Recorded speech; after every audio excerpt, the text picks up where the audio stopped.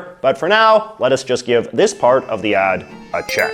I likewise don't think anyone can really dispute the Canadian credentials of poutine, easily the most iconic Canadian dish. Poutine first caught on with French Canadians in the aftermath of World War II, when fast food culture really took off on this continent and eating French fries with gravy really went mainstream. According to the poutine page of the official Quebec Tourism Board, a restaurant called Giuseppe in Drummondville was the first place to think to add chunks of white cheddar cheese to the mix and market that as its own thing using the name poutine. The name poutine in turn is supposedly some confused Frenchification of the word pudding. Like most food origin stories, I know this one is somewhat disputed and likely apocryphal, but the Giuseppe people themselves certainly seem happy to take the credit. Walkie-talkie. This one is even more clear-cut. In the 1930s, there was an engineer named Donald Hings who worked for a mining company in the wilds of British Columbia. While there, he invented a two-way field radio,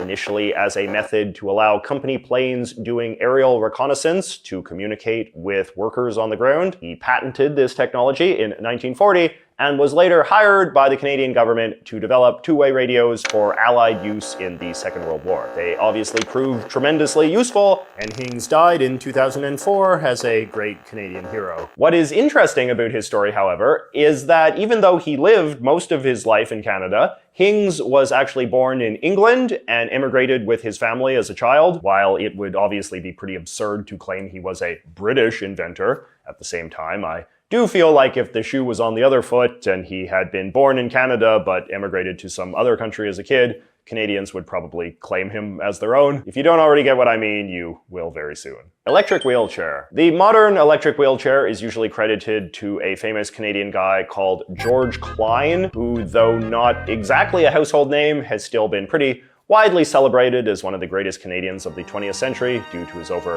1,500 inventions. Canada's Edison, they called him. Klein was born in Hamilton, Ontario, studied at the University of Toronto, and in 1929 was hired to work for the Canadian government's National Research Council in Ottawa, where he lived for the rest of his life. The many inventions that Klein is associated with during his time at the NRC were important, but often quite technical in nature and thus not terribly sexy, which is probably why his electric wheelchair is the thing he tends to be remembered for the most. It is a tangible, physical thing most people are familiar with, as opposed to, say, the collapsible satellite antenna. Hawaiian pizza. Despite the name, the controversial Hawaiian pizza is usually credited to or blamed on a Canadian guy named Sam Panopoulos, who claims to have created the first ham and pineapple pizza at his restaurant in Chatham, Ontario in 1962. Panopoulos seems to have been a pretty good self-promoter, and his death in 2017 saw an explosion of sympathetic profiles that have now firmly consolidated his legacy. His invention and the divisive debate it created lives on. Canola oil. So canola is a type of plant primarily used to make cooking oil. It is a breed of the rather unfortunately named rapeseed plant that was first developed in Canada during the 1960s. The rapeseed plant was easy to grow, but not great to eat, so bioengineering it into canola is considered one of the great success stories of Canadian agriculture, given how popular canola oil is these days. Fun fact, the name canola is literally just an abbreviation for Canadian oil. Trash bag. World War II saw great innovations made in plastics technology, including the invention of flexible polyurethane, which could be used as a cheap substitute for rubber. After the war, ambitious entrepreneurs began dreaming up all sorts of creative uses for the stuff, and two men from Manitoba came up with the idea of making polyurethane bags to store all of the copious amounts of garbage that prosperous post-war families were suddenly generating. In the 1960s, the major American chemical company Union Carbide bought the two men out and started selling polyurethane garbage bags under the brand name Lad.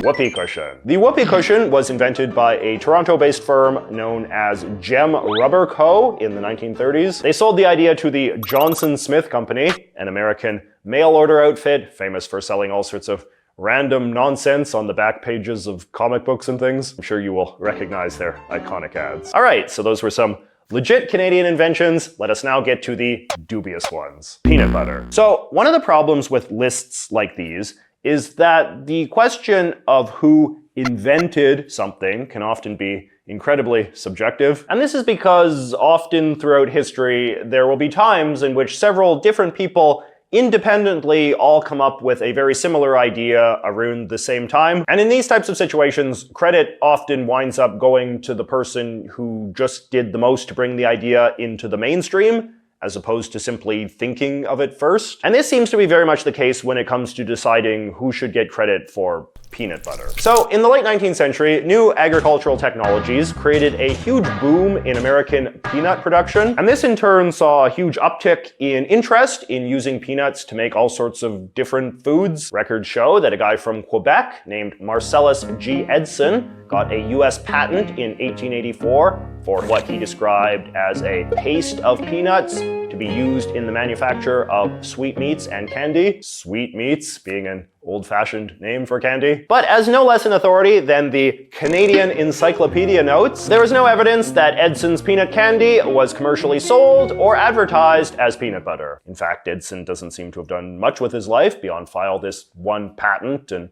absolutely nothing is known about him. There's not even a surviving photograph. This book, Creamy and Crunchy, An Informal History of Peanut Butter, the All-American Food by John Crampner, is overall pretty skeptical of the idea that any one person in the late 19th century should be considered the inventor of peanut butter, given how much peanut experimentation was going on at the time. But he also does say that if we had to pick someone to be peanut butter's founding father, a guy from St. Louis called George A. Bale would probably be the most plausible candidate. Bale's late 19th century food company seems to have been the first to have actively mass-produced and sold peanut butter to the public in a form we would recognize today. Edson, for what it's worth, is not mentioned in this book at all. Paint roller. So the story goes that there was this guy from Toronto named Norman Brakey who came up with the idea of the paint roller in the 1940s. But as this story in the Globe and Mail notes, he was also an unsophisticated entrepreneur with no real sense of how to sell his invention. So his innovation, and indeed he himself, were easily ignored, and today his memory is